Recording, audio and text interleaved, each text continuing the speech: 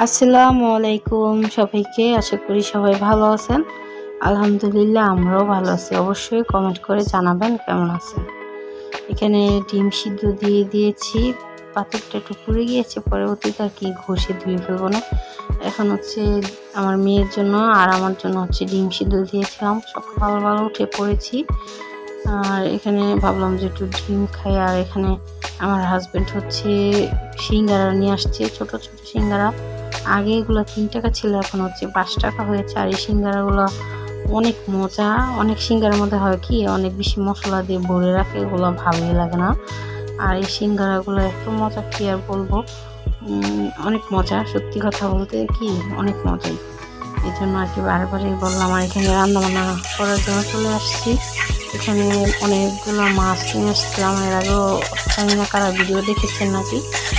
এখন হচ্ছে মাছগুলো ভাবলাম একটু কাটা বের করে, অল্প কটা কাটা বের করতে পেরেছি। বেশি আগে সিদ্ধ করে নিতাম, তারপরে বেছে হচ্ছে রান্না উচিত ছিল। আচ্ছা যাই হোক, আমি এইভাবে রান্না করে ফেলছি। এখানে লেবু পাতা আর কাঁচামরিচটা দিয়ে দিলাম, যাতে একটু ভালো একটা সেন্ট বাইরে। এরকম ভাবে গুছিয়ে কথা বলতে পারি না, অবশ্যই ক্ষমা সুন্দর দেখবেন।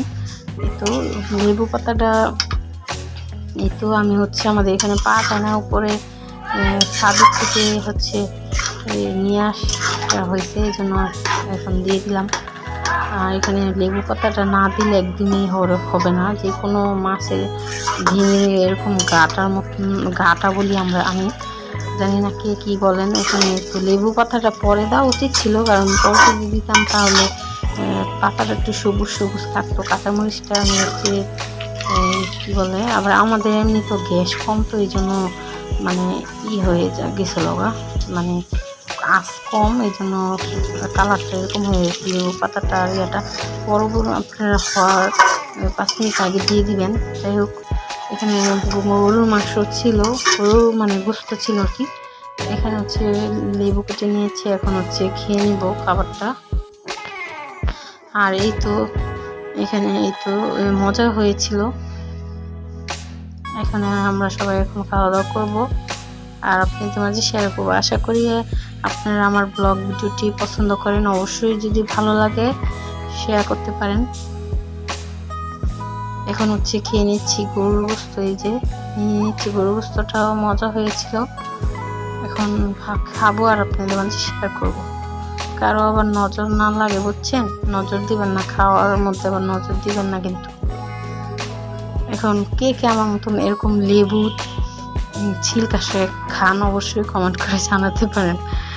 আর আমি ভাবতেছিলাম যে একটা পেঁয়াজ নিলে ভালো হতো, পেঁয়াজটা নিলে। আর ওই মাছের ইটা আমি প্রথমে খাইনি, কারণ কি অনেক কাটা, তো এই জন্য আর কি ভাবলাম মাংস দিয়ে আগে খেয়ে নিই, তারপরে হচ্ছে ওই মাছটা খাবো। আর এখানে আমার মেয়ে বলতেছে আম খাবে, এই জন্য আর কি আম কেটে দিলাম। সাথে হচ্ছে লটকনও, আমার হাজব্যান্ড হচ্ছে আম নিয়ে আসছিল, লটকন নিয়ে আসছিল। লটকনগুলা হচ্ছে আমি এরকমভাবে, এত টক কি আর বলবো। পরে হচ্ছে এরকম সবগুলো কয়েকটা বেছে নিয়েছি, বেছে নিয়ে পরে তো খোসা ছাড়িয়ে বেছে নিয়েছি। এখন হচ্ছে একটু ফাঁকি মরিচ, একটু কাসুন্দি আর একটু লবণ, বিট লবণ থাকলে আরও ভালো লাগতো। তারপর অনেক মজা লেগেছে। এখানে এখন মেখে নিচ্ছি ভালো করে। পরবর্তীতে আমি হচ্ছে চটকা মেখে নিয়েছিলাম, ওই পুরোপুরিটা শেয়ার করতে পারিনি। ভাবতেছিলাম যে আস্তে আস্তে রাখি, তারপরে দেখি যে খেতে কেমন। পরবর্তীতে আর কি চটকে দিয়েছিলাম। কার মুখে জল আসতেছে অবশ্যই জানাবেন। আর এখানে ম্যাগি নুডলস রান্না করছিলাম, সেটাও শেয়ার করে ফেললাম। আমি হচ্ছে ম্যাগি নুডলসটা আলাদা সিদ্ধ করে নিয়ে প্রথমে ডিমগুলো ভেজে নিয়েছি, তারপরে হচ্ছে নুডলসটা দিয়ে পানি দিয়েছি। আর এখানে হচ্ছে এখন মশলা দিয়ে দিব।